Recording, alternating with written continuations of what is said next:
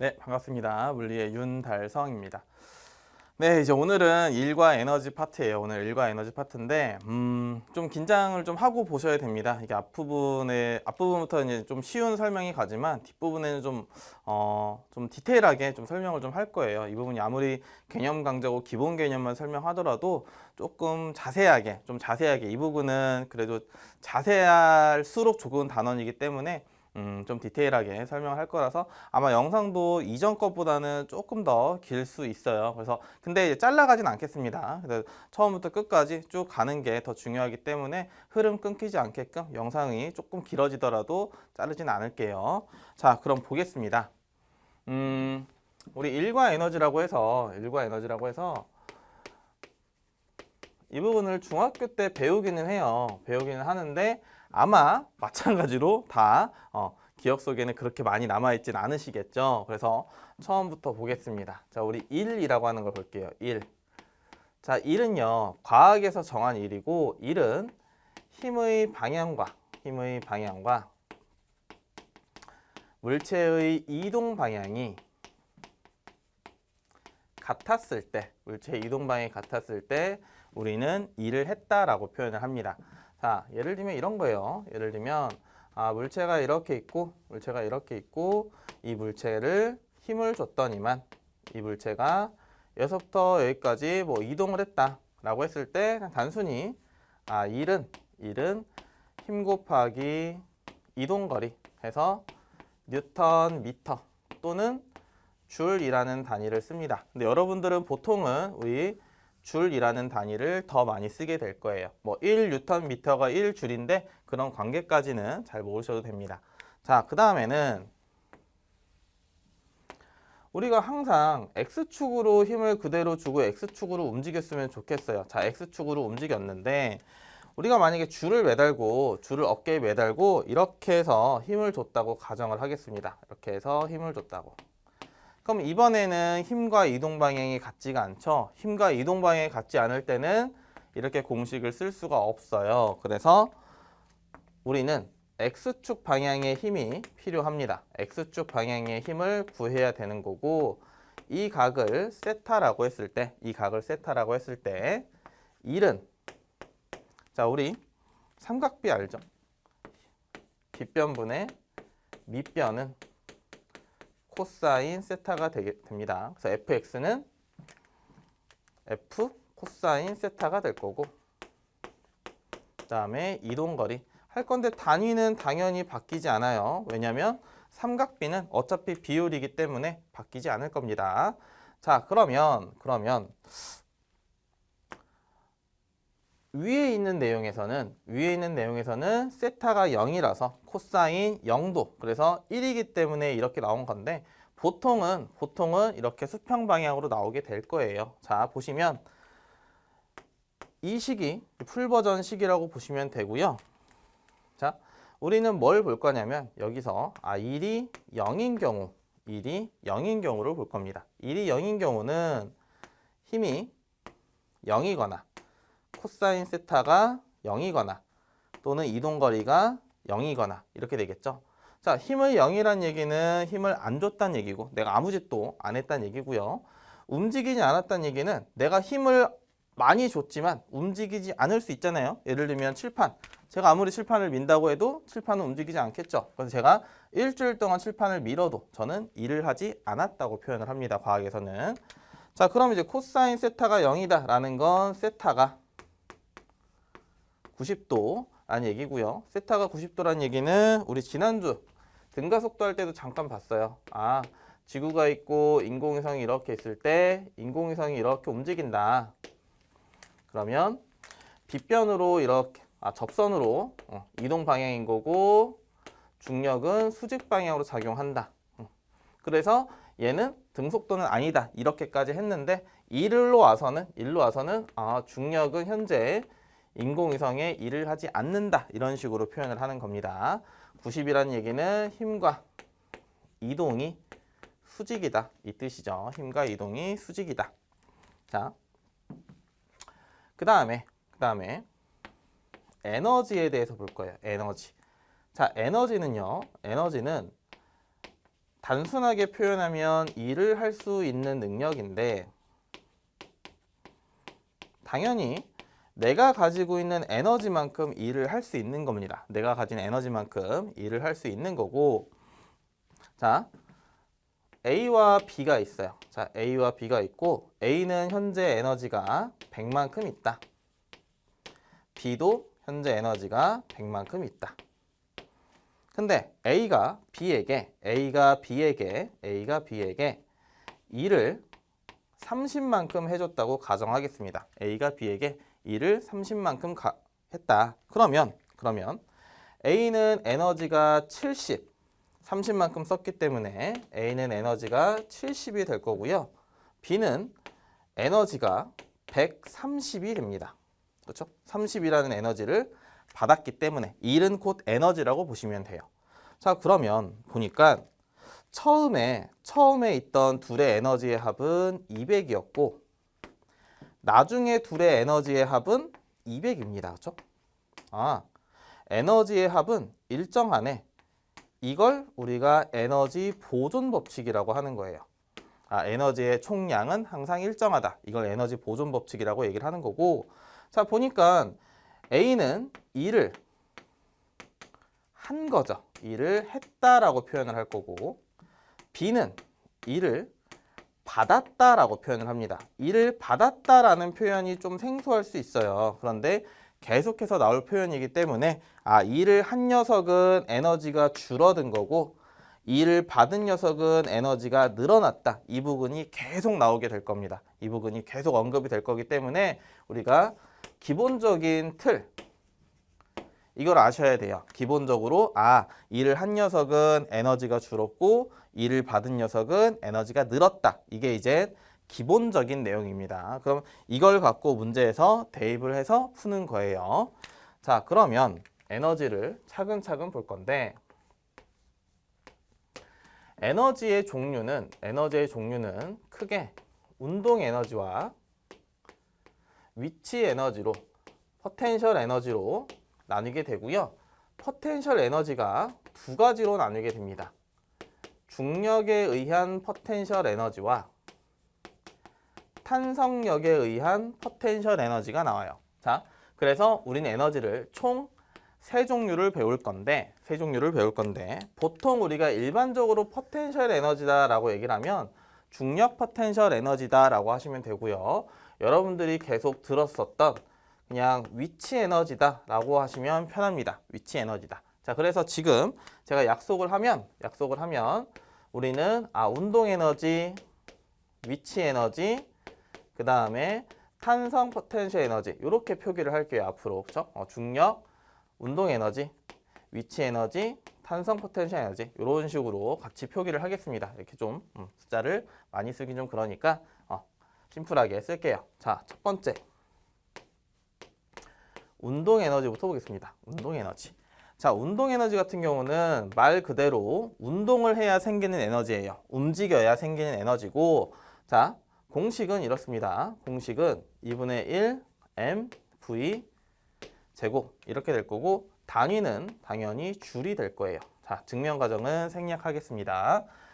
자, 그러면 보니까 일단 기본적으로 속도가 0일 때는 운동 에너지가 0이죠. 그렇죠? 속도가 0일 때는 운동 에너지 값이 0이 됩니다. 그렇죠? 운동 에너지가 0.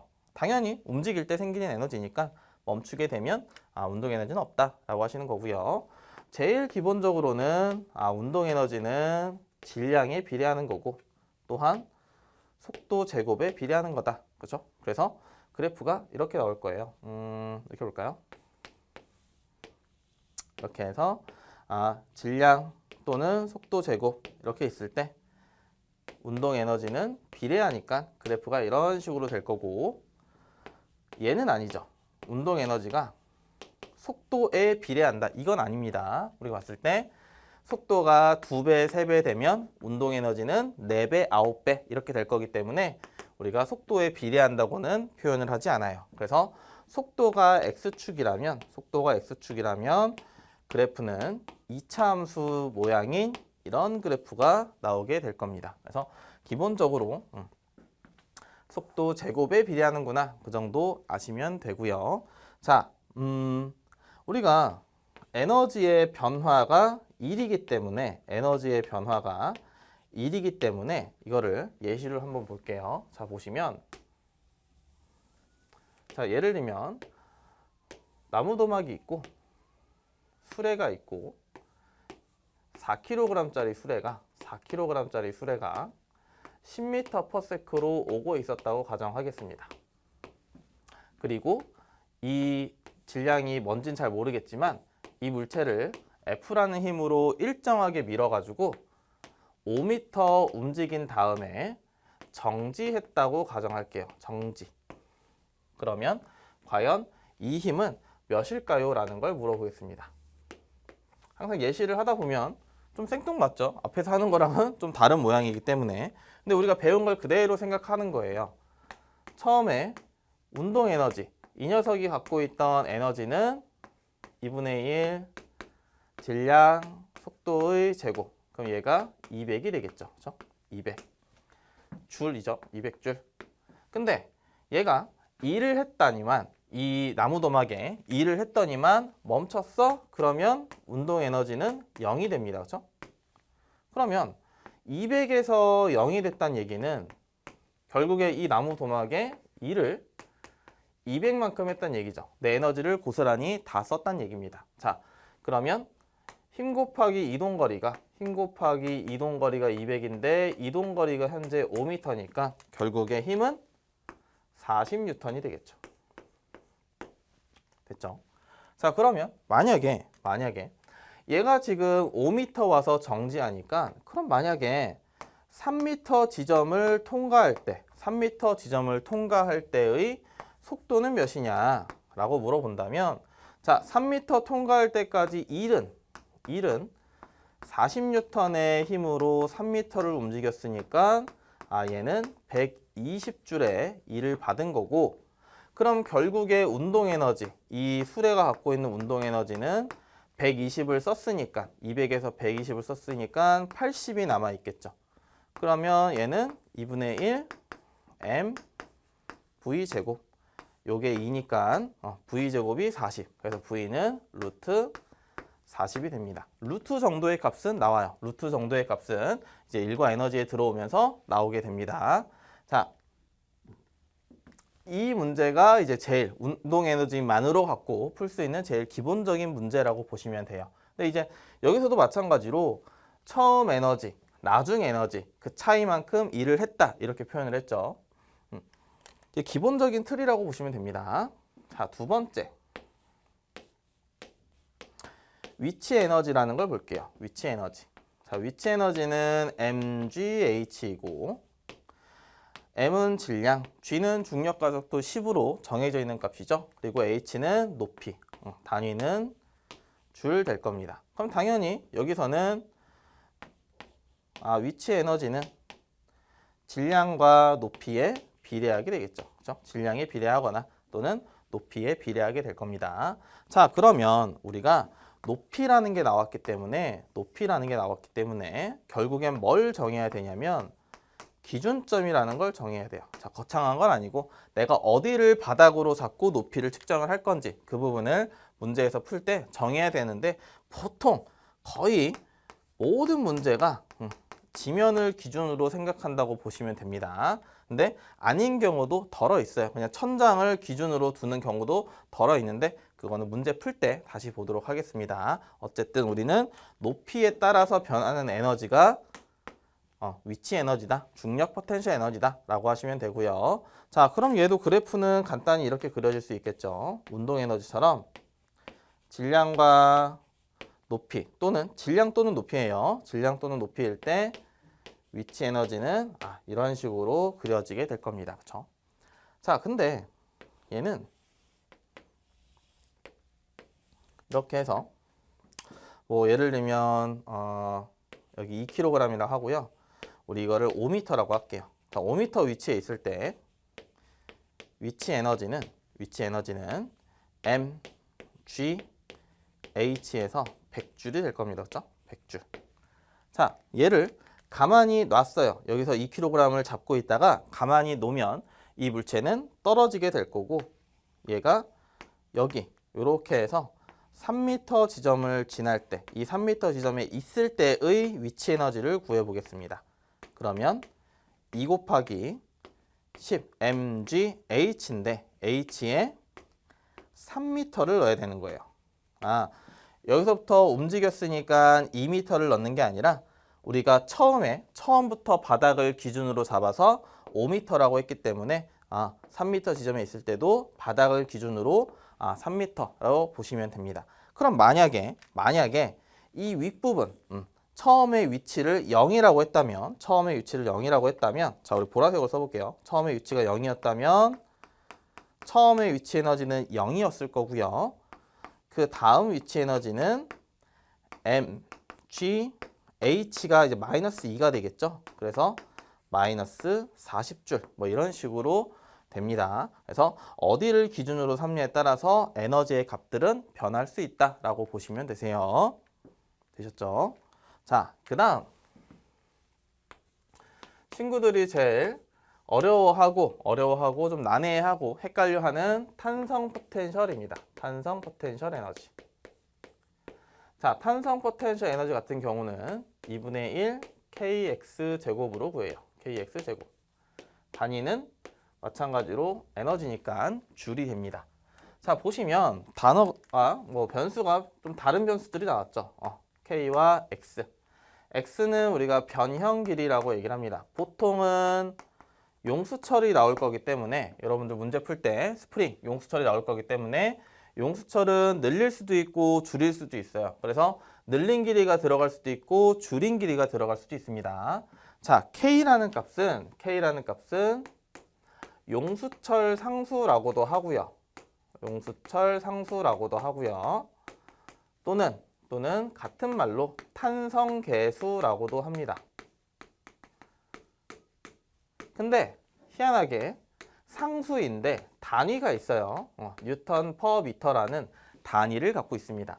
그래서 탄성계수 또는 용수철 상수 이 k 값을 문제에서 다이렉트로 주어지는 경우도 있고요. 아니면 이런 식으로 0.1m 당길 때 지금 현재 이 문제에서의 스프링은 0.1m 당길 때 20N이 필요하다. 그럼 우리가 찾는 거예요. 이 스프링은 1m 당길 때는 10배의 힘이 들 거니까 200N이 들 거니까 지금 용수철 상수는 200N per m다 하고 찾는 경우도 있습니다. 대부분은 주어지지만 가끔은 그래프나 표로 이용해서 찾는 경우도 있기 때문에 이 부분은 단위가 있다. 용수철 상수의 뜻은 미터당 몇 뉴턴 힘이 가해지는구나. 이렇게 아셔야 됩니다. 제가 첫째 주에도 얘기했지만 항상 단위가 나오면 여러분들 이 단위가 어떤 걸 의미하는지를 좀 기억을 좀 하셔야 돼요. 좀 생각을 좀 한 번쯤은 해보셔야 됩니다. 자, 탄성 포텐셜 에너지가 이렇게 나올 건데 우리는 추가적으로 탄성력에 대한 것도 알아야 돼요. 탄성력을 중학교 때 이렇게 배웁니다. 원래 상태로 되돌아가려는 힘 하기 때문에 탄성력의 크기는 마이너스 kx가 나와요. 자, 이 마이너스란 얘기는 외부 힘과 반대 이런 뜻입니다. 외부 힘과 반대. 자, k는 어차피 용수철 상수, x는 변형길 이렇게 나올 거고 당연히 단위는 뉴턴이 나올 거예요. 자, 탄성력이 있는데 이 탄성력은 내가 늘릴수록 또는 줄일수록 증가하는 힘입니다.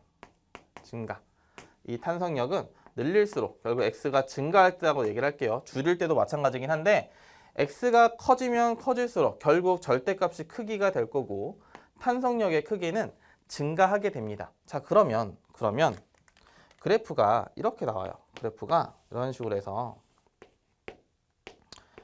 x 그다음에 f라고 했을 때 그래프가 이런 식으로 나옵니다. 예를 들면 0.2m 땡길 때 얘는 뭐라고 할까요? 10N이라고 할까요? 자, 10뉴턴 이렇게 작용한다. 이런 식의 그래프가 나와요. 그럼 얘는 탄성력이 0.2m 당길 때 10뉴턴이고 0.1m 당길 때는 5뉴턴이겠죠. 그렇죠? 0.1일 때는. 그럼 여기서 우리가 알 수 있는 건 0.2m 당길 때 10뉴턴이니까 얘는 1m 당길 때는 50뉴턴이구나. K가 50이구나. 알 수 있는 거고요. 자, 보니까 그래프가 나왔네. 그러면 기울기나 넓이를 찾는 건데 의미를 파악하는 건데 기울기는 의미가 없고요. 넓이만 보자면 넓이는 힘 곱하기 이동거리가 됩니다. 그렇죠? 내가 용수철을 당기는 거잖아요. 용수철을 힘을 주어서 이만큼 당기는 겁니다. 그러니까 힘을 주어서 물체가 이동했으니까 결국엔 1이 될 거고 1은 곧 에너지니까 탄성 포텐셜 에너지가 돼요. 그러면 넓이를 구하니까 우리가 2분의 1 밑변 곱하기 높이 F죠. 네, F는 KX. 그래서 2분의 1 KX라는 공식이 KX 제곱이라는 공식이 나오게 됩니다. 유도 과정까지는 알 필요는 없어요. 유도 과정까지 여러분들이 정확하게 막 유도해보고 이렇게 한 번쯤은 해보는 게 좋지만 이거를 달달달달 외울 필요는 없습니다. 단지 우리 나온 공식들은 잊어버리지 맙시다. 나온 공식들은. 자, 그러면 에너지와 일에 대해서 대략적으로 얘기를 좀 했습니다. 에너지와 일에 대해서 대략적으로 얘기를 좀 했는데 자, 이 에너지들의 합이 일정하다. 그걸 역학적 에너지 보존이라고 할 거고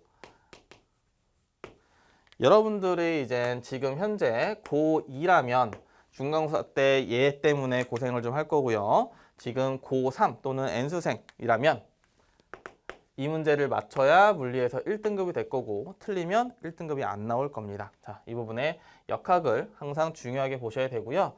자, 천천히 다시 한번 볼게요. 천천히.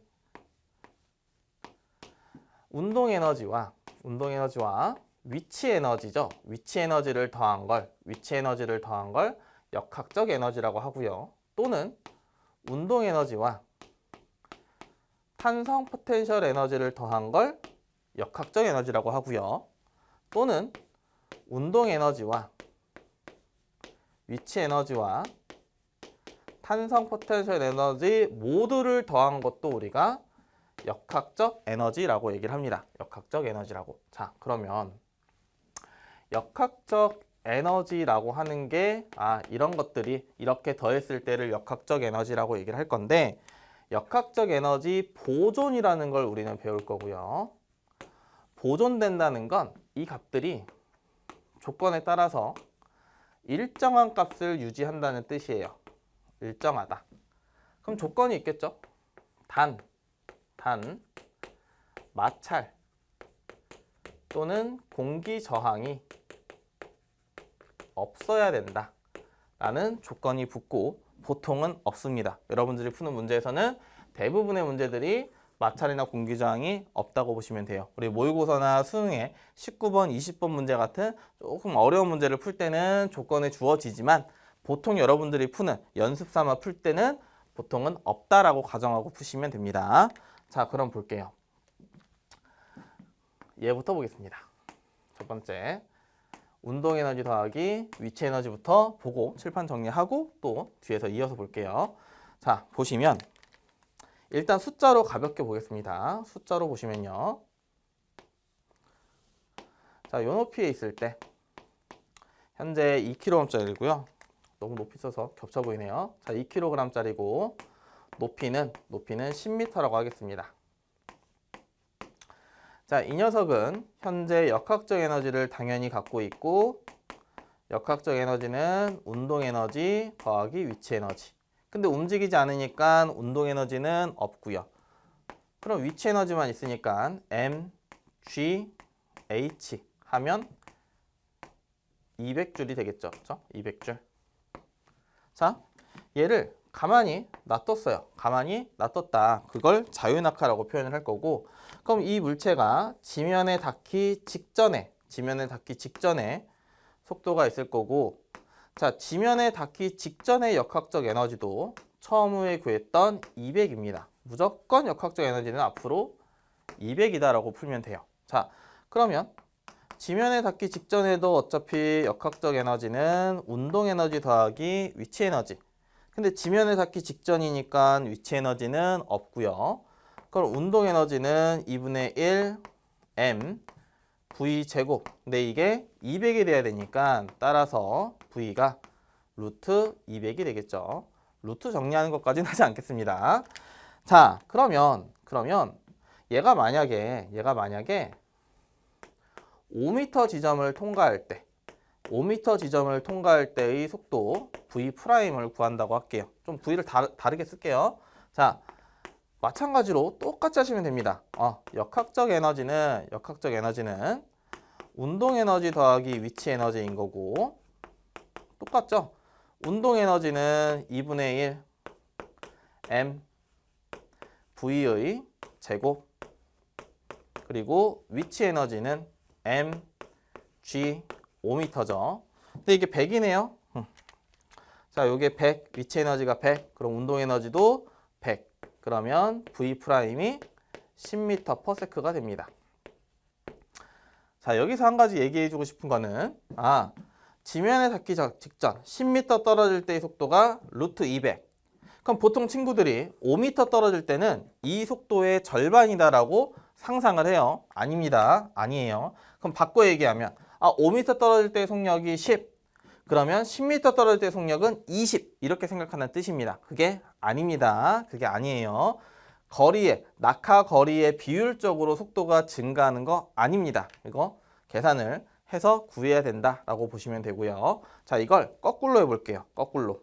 자, 거꾸로 하면 1kg짜리가 5m/s로 던졌다고 하겠습니다. 1kg짜리를 5m/s로 던질 때 과연 얘는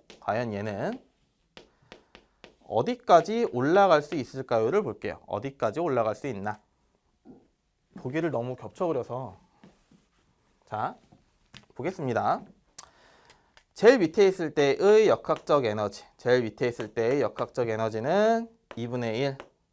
운동 에너지 차분히 쓸게요. 자, 운동 에너지와 위치 에너지를 더해야 되는데 위치 에너지는 없고, 그럼 운동 에너지는 2분의 1 m v의 제곱. 그럼 얘는 25의 반이니까 12.5가 되겠네요. 그렇죠? 12.5줄. 자, 그러면 얘가 높이 올라왔을 때, 가장 높이 올라왔을 때는 역학적 에너지는 운동 에너지 더하기 위치 에너지인데 운동 에너지는 없고, 위치 에너지는 m, g, h가 지금 라지 h, 이 값이 역학적 에너지니까 12.5가 되겠죠. 그러면 h는 1.25m다. 이렇게 나오겠네요. 그렇죠? 자, 여기까지가 중학교 얘기입니다. 중학교 때 역학적 에너지 구할 때 이렇게 풀면 어지간한 문제는 풀 수 있어요. 자, 그런데 우리가 이제 고등 과정이니까 다른 개념을 좀 도입을 해야 되는데, 다른 개념을. 자, 어렵진 않아요. 어렵진 않은데 이제 생각의 폭을 좀 넓혀야 됩니다. 높이가 h라고 할 거고요. 똑같이 질량이 m일 거고. 자, 그러면 역학적 에너지 다 쓰진 않을게요. 운동 에너지 더하기 위치 에너지인데 운동 에너지는 없으니까 위치 에너지만 있을 거고, 위치 에너지는 mgh가 될 겁니다. 그리고 얘가 떨어져서 지면에 닿기 직전의 속도가 v일 때 역학적 에너지는 얘는 운동 에너지만 있을 거니까 2분의 1 mv 제곱이 역학적 에너지일 거고, 얘네 둘이 같아요. 역학적 에너지가 같기 때문에. 그러면 mgh가 2분의 1 mv 제곱이 될 거고, 질량이 약분, 그럼 v가 루트 2gh가 됩니다. 그렇죠? 루트 2gh.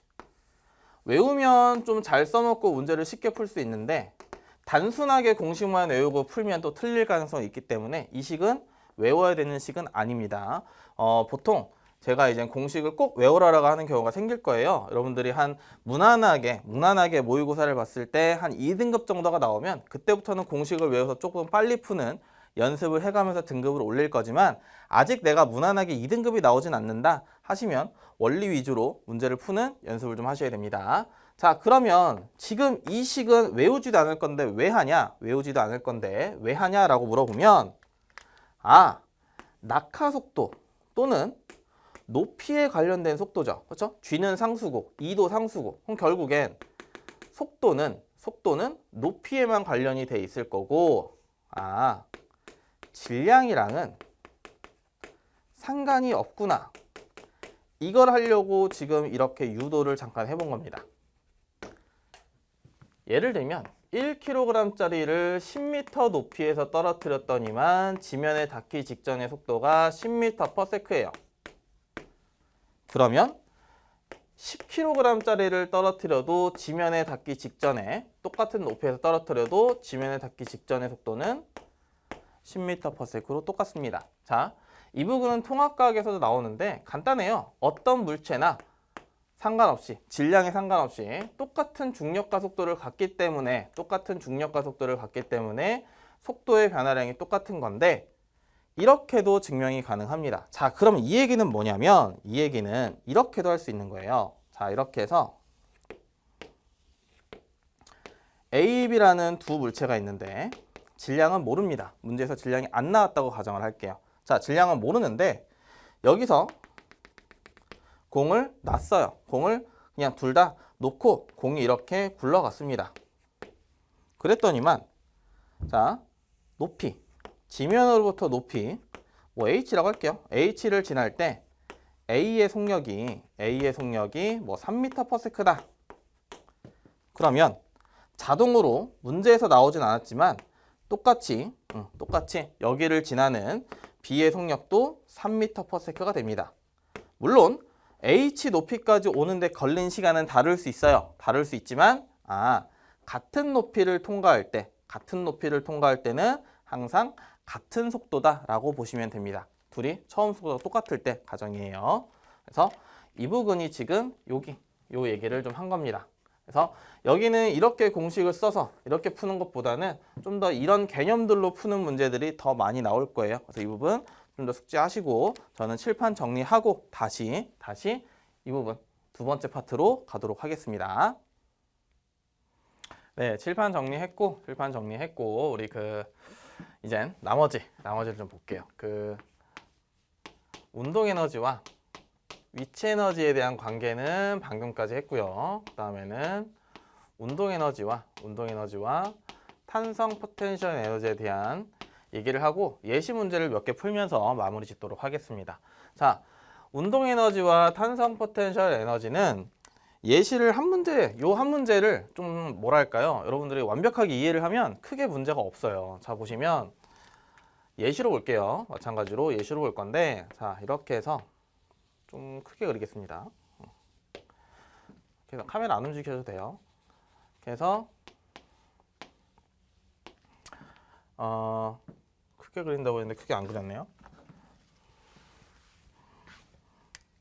좀 겹쳐 그리는 부분들이 많아가지고 자, 이렇게 해서 용수철이 이렇게 있다고 칠게요.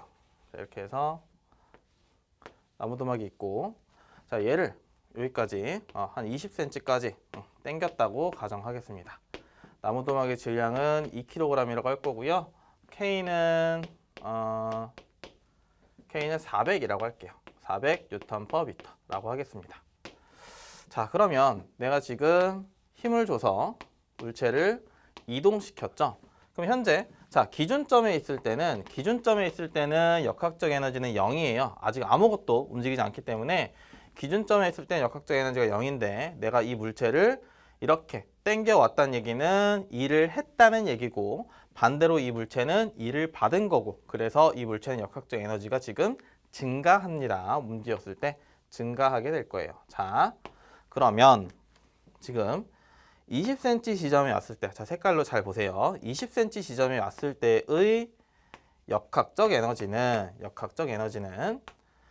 운동 에너지 더하기 탄성 포텐셜 에너지겠죠? 왜냐하면 위치 에너지는 없잖아요. 그렇죠? 위치 에너지 높이로만 위아래로 움직여야 되는데 없으니까. 자, 그러면은 운동 에너지는 지금 현재 없는 거고 정지 상태니까 그러면 얘는 2분의 1 곱하기 K 그다음에 X의 제곱인데 우리 기본 단위는 X는 기본 단위는 미터기 때문에 이렇게 바꿨습니다. 그렇죠? 자, 그러면 0.2의 제곱은 0.04. 그러면 여기는 이제 200이죠. 그러면 8줄 되겠네요. 그렇죠? 8줄. 그렇죠? 자, 그러면 역학적 에너지가 8줄이라는 건 알아냈고, 자, 내가 여기서 이렇게 당겼다가 이렇게 놨다라고 가정을 하겠습니다. 놨다. 그러면 자, 여기 10cm 지점을 이 물체가 통과할 때 속도를 구하겠습니다. V1이라고 할게요. 자, V1은 역학적 에너지가 현재 8이죠. 원래 8이었으니까. 자, 역학적 에너지 8인데 얘는 운동 에너지 더하기 탄성 포텐셜 에너지가 있을 건데 둘 다 있죠. 지금 움직이기도 하고 용수철도 기준점보다 늘어난 상태이기 때문에 자, 그대로 씁니다. 2분의 1 m v의 제곱 더하기 2분의 1 k x의 제곱. 그럼 이렇게 해서 200이고 얘는 0.01이니까 이게 2네요. 그렇죠? 여기가 2. 여기가 6이 나와야겠죠? 그러면 V1은 루트 6이 되겠네요. 그렇죠? 루트 6 m/s. 자, 그리고 여기 기준점을 지날 때, 이 기준점을 지날 때의 속도를 보겠습니다. 이 기준점을 지날 때. 그러면 마찬가지로 역학적 에너지는 우리가 아까 구했던 거 8이죠? 8. 그래서 8. 얘는 운동 에너지 더하기 탄성 포텐셜 에너지인데 기준점을 지날 때는 X값이 없기 때문에 탄성 포텐셜 에너지가 없어요. 늘어난 상태도 줄어든 상태도 아니기 때문에 자, 그러면 운동 에너지는 2분의 1 질량 속도의 제곱. 자, 그럼 따라서 옆에다 쓸게요. 따라서 V2는 루트 8 되겠네요. 그렇죠? 루트 8 m/s. 자, 내가 용수철에서 물체를 이렇게 당겼다가 놨습니다. 그럼 얘가 이렇게 가서 딱 멈추진 않죠. 얘가 가서 더 갔다가 왔다 갔다 하면서 멈추게 될 거예요. 그러면 과연 얘는 어디까지 들어갔냐를 보겠습니다. 어디까지. 자, 어디까지 들어갈 수 있냐? 여기를 X라고 할게요. 어디까지 들어갈 수 있냐? 자, 그러면 이 당시의 역학적 에너지도 8이 될 겁니다. 역학적 에너지는 계속 일정해야 되기 때문에. 자, 역학적 에너지가 8인데 운동 에너지와 탄성 포텐셜 에너지를 더한 게 8인 거고 쭉 들어가서 멈춰 있으면 운동 에너지가 없죠. 그러면 2분의 1 K X의 제곱이 8이어야 되는데 이게 여기 있네요. 그렇죠? 이렇게 해서 2분의 1 400에 K X제곱이 8이니까 요 X가 0.2m가 됩니다. 0.2m. 20cm죠, 그러니까. 근데 0.2m라는 얘기는 여기도 20cm 당긴 거랑 똑같아요. 자, 그래서 마찰이 없을 때는 이 물체는 속도가 빨라지면서 가운데 기준점에 왔다가 느려지면서 멈췄다가 빨라지면서 가운데 왔다가 느려지면서 멈췄다가 왔다 갔다를 할 건데 내가 당긴 만큼 줄어들 겁니다. 자, 반대로 내가 만약에 처음에 20cm를 밀어둔 상태였다면 얘는 기준점을 지나서 20cm까지만 늘어나게 될 거예요. 그래서 왔다 갔다 하게 될 겁니다. 자, 되게 중요한 예시예요. 대표적인 예시고 이 정도의 문제를 풀 수 있으면 그래도 이제는 어느 정도 이제 대입해서 문제를 풀 수 있을 겁니다. 자, 그러면 우리 기준점을 잠깐 다시 보면 운동 에너지와 탄성 포텐셜 에너지를 더한 게 역학적 에너지인데 기준점에서는 탄성 포텐셜 에너지를 더한 값이 없어요. 그럼 결국에 오롯이 운동 에너지만 있다는 얘기고 결국엔 기준점에서의 이 속도가 이 물체가 움직이는 최대 속도가 된다는 얘기입니다. 그렇죠? 최대 속도. 그래서 왔다 갔다 용수철을 매단 물체, 용수철의 매단 물체가 왔다 갔다 할 때 보통은 기준점을 통과할 때가 거의 최대 속도다. 물론 100% 맞는 건 아니에요. 100% 맞는 건 아니지만 98% 정도는 맞다고 보시면 됩니다. 우리가 되게 어려운 문제 이런 거 있죠. 뭐 예를 들면 뭐 잔뜩 천장에 용수철 잔뜩 매달아 놓고 처음에 늘어놓은 상태, 많이 늘어놓은 상태 이렇게 해서 왔다 갔다 할 때는 좀 더 기준점을 다시 잡고 해야 되지만 일반적으로 우리가 그냥 보통의 문제를 봤을 때 난이도가 막 엄청 높은 최상급 문제가 아닌 이상에서는 보통은 기준점에서 속도가 최대다라고 보시면 되고 항상 절대적인 건 없기 때문에 문제를 보고 판단은 하셔야 됩니다. 자, 그러면 운동에너지와 위치에너지 또는 운동에너지와 탄성 포텐셜 에너지를 갖고 공부를 잠깐 했는데 자, 그럼 요거를 합친 게 있었죠? 그렇죠? 운동에너지와 위치에너지와 탄성 포텐셜 에너지를 합친 게 있었어요. 자, 그러면 문제가 이제 어떻게 나오냐? 어제 이제 수업할 때, 오프라인에서 수업할 때 잠깐 봤던 문제인데 이렇게 해서 자, 이렇게 해서 용수철이 이렇게 있다고 보겠습니다. 자, 이렇게 해서 이 용수철에 뭐 관련된 문제일 수도 있고 문제를 어떻게 내냐에 따라 다르긴 한데 자, 5m 높이에서 2kg짜리 물체가 이렇게 해서 굴러갔어요. 굴러가서 여기 나무도막이 없다고 하겠습니다. 있어도 상관은 없는데 없다고 할게요. 자, 없다고 가정을 하고 보겠습니다. 그러면 이 공이 2kg짜리 이 물체가 여기를 들어갔다가 다시 나와서 올라가게 되겠죠. 그래서 결과적으로는 얘가 다시 튕겨 나왔는데 2m밖에 못 올라왔다. 이렇게 얘기를 할 겁니다. 2m밖에 못 올라왔다. 자, 그러면 하나하나 볼게요.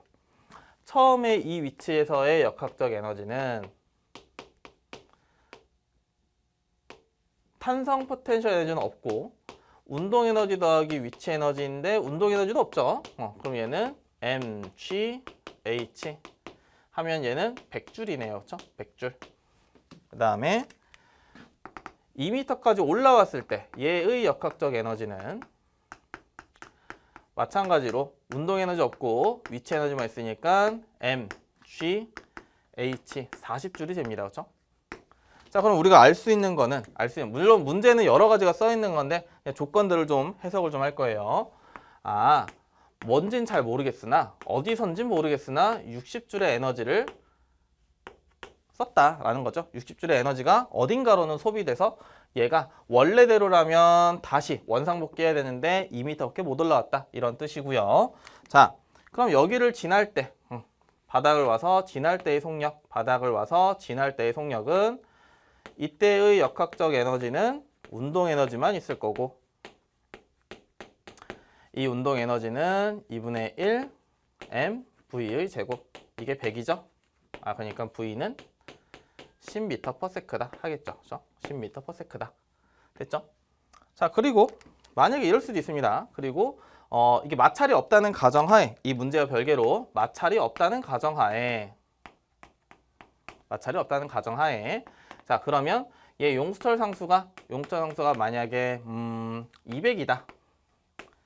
그러면 과연 몇 미터를 밀 수 있을까요? 이런 걸 보겠습니다. 그러면 역학적 에너지가 어차피 100이기 때문에 얘가 쭉 밀렸을 때 x만큼 밀렸을 때의 역학적 에너지도 100이어야 되고 그러면 얘는 2분의 1 k x제곱이 100이어야 되죠. 그렇죠? 그러면 이렇게 해서 100이니까 x가 1 되겠네요. 1m를 줄일 수 있다. 이렇게 하시면 됩니다. 그렇죠? 뭐 기억년 디귿은 다른 보기가 있었으나 우리 그냥 그림상 해설은 이렇게 했어요. 자, 하나 더 보겠습니다. 마지막 예제예요. 마지막. 자, 이렇게 해서 기본적인 예시인데 뭐 예를 들면 이렇게 해서 5m가 있고요. 그 다음에 1kg짜리가 있고 얘를 2m/s로 굴렸다고 하겠습니다. 그랬을 때 여기 지면을 통과할 때의 속도는 얼마니? 그리고 여기 10m 높이까지, 이 10m 높이까지 갈 수 있을까요? 이런 걸 물어볼게요. 자, 그러면 현재의 역학적 에너지, 현재의 역학적 에너지는 운동 에너지 더하기 위치 에너지. 그럼 운동 에너지는 2분의 1 mv의 제곱.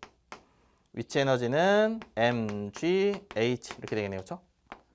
그러면 이게 52가 되겠네요. 그렇죠? 52. 숫자가 좀 애매하게 나왔네요. 자, 그러면 여기 v. 지면에 왔을 때 지금 현재 5m를 h로 왔다는 얘기는 기준점이 가장 바닥에 있는 지점이란 뜻이고, 그럼 v가 이렇게 있으면 2분의 1 m v의 제곱이 역학적 에너지인 52가 돼야겠죠? 그러면 v가 숫자가 좀 이상하긴 하지만 v가 루트 104 뭐 이런 식으로 되겠네요. 그렇죠? 자, 만약에 물체가 10m까지 올라왔다는 가정하에 얘는 역학적 에너지가 위치 에너지만 있을 거니까 위치 에너지는 mgh에서 100줄입니다. 여기로 올라오려면 에너지가 100만큼은 있어야 돼요. 근데 현재 52밖에 없기 때문에 이 물체는 여기까지는 올라올 수 없다라는 거고, 그럼 어디까지 올라오냐 하면 이거죠. 똑같이 역학적 에너지는 mgh 이게 52가 돼야 되니까 5.2m 올라와야 된다라는 거죠. 그래서 여기보다는 한 20cm만 더 올라올 수 있다. 뭐 이런 식으로 보시면 됩니다.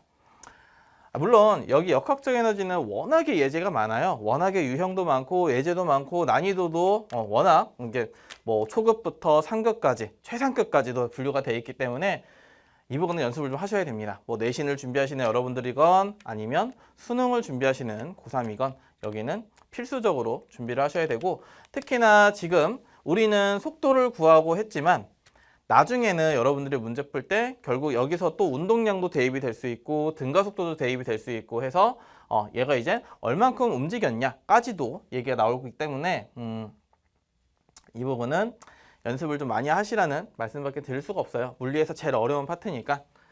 자, 마지막으로 하나 더 강조하고 지나가도록 하겠습니다. 많은 친구들이 틀리는 문제고 헷갈려 해요. 이게 문제라기보다는 개념적인 얘기인데 자, 이렇게 해서 A라는 물체가 있고 B라는 물체가 있다고 하겠습니다. B. 그림에서 보듯이 A가 무거워서 A 쪽으로 떨어진다라고 가정을 할게요. A가 무겁고 A 쪽으로 떨어진다. 그러면 우리가 이렇게 볼 수 있어요. A와 B가 있을 때 A는 높이가 점점 감소할 거고요. 떨어지기 때문에 속도는 점점 증가하게 될 겁니다. 그럼 B 같은 경우도 B는 올라오는데 그러면 H가 증가할 거고 높이가 증가할 거고 속도는 증가하게 되겠죠. 그렇죠? 왜냐하면 A랑 같이 움직이는 시스템이기 때문에 A가 속도가 증가하면 B도 속도가 증가하게 되겠어요. 자, 그러면 A의 위치 에너지는 감소할 거고요. H 감소하니까 A의 운동 에너지는 증가할 겁니다. 그럼 B는 위치 에너지가 증가하고 운동 에너지가 증가하죠. 자, 보니까 운동 에너지 더하기 위치 에너지가 역학적 에너지였고 운동 에너지 더하기 위치 에너지가 역학적 에너지였어요. 근데 A를 보니까 역학적 에너지는 일정한 것 같습니다. 하나는 증가하고 하나는 감소하니까. 그런데 B를 보니까 위치 에너지 증가, 운동 에너지 증가니까 역학적 에너지가 증가한다라고 나와요. 근데 우리는 분명히 뭐라고 했냐면 역학적 에너지 보존 법칙을 계속해서 역학적 에너지는 항상 일정하다 뭐 이런 걸로 계속 문제를 풀고 있는데 역학적 에너지가 증가한다. 근데 이거는 맞는 얘기입니다. 맞는 얘기. 자, 역학적 에너지 보존이라는 얘기는 일단 전제 조건이 전체적인 걸로 보는 거예요. 전체적인 시스템으로 보는 겁니다. 전체적인 시스템. 근데 지금 A, B는 각각을 해석한 거죠. 각각을 해석할 때는 역학적 에너지는 증가할 수도 있어요. 아까 아까 얘기했듯이 내가 어떤 물체에 일을 했으면 그 물체의 에너지는 증가할 수 있습니다. 역학적이 증가할 수 있고. 그럼 전체적으로 에너지는 일정해야 되기 때문에 B가 역학적 에너지가 증가했다면 A는 역학적 에너지가 감소해야 돼요.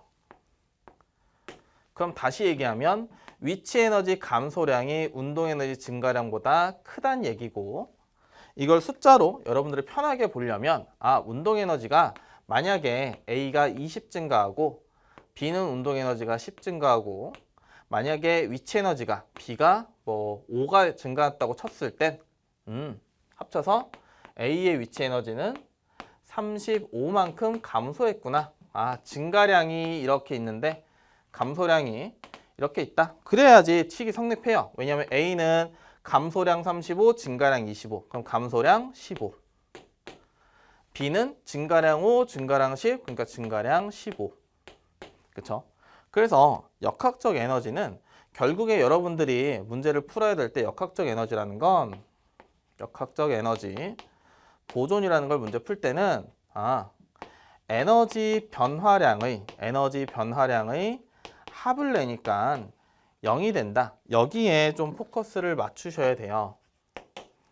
우리가 무조건 공식을 외워서 드립다 대입해서 값을 뽑아내는 이것보다는 일단은 물체가 어떻게 움직이고 어떤 변화를 갖는지를 아는 것도 중요합니다. 그래서 무작정적으로 역학적 에너지는 증가, 역학적 에너지 일정 해서 지금 그러면 위치 에너지 감소량과 A의 위치 에너지 감소량과 A의 운동 에너지 증가량은 같다. 이러면 안 되시고요.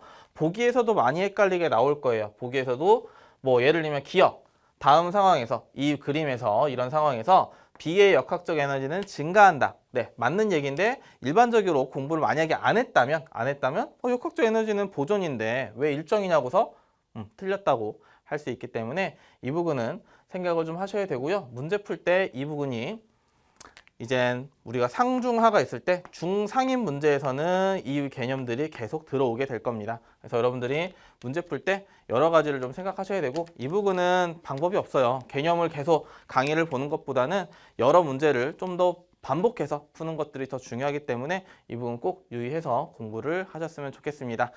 네, 그러면은 우리 등가속도부터 1강부터 지금 5강이 될 거예요. 1강부터 5강까지 등가속도부터 우리 그 물체의 운동, 그 다음에 운동법칙, 운동량, 충격량, 그러면서 역학적 에너지까지 마무리를 했습니다. 이 부분이 물리원을 통틀어서 제일 어려운 부분이라고 얘기를 했어요. 그리고 등가속도나 아니면 역학적 에너지 같은 경우는 제가 얘기를 계속 반복하지만 연습을 꾸준히 하셔야 되는 거고, 네, 그럼 저는 여기까지 정리를 하고요. 다음번에는 이제 연력학, 여러분들이 이제 배우는 역학의 마지막으로 해서 인사를 또 드리도록 하겠습니다. 네, 감사합니다.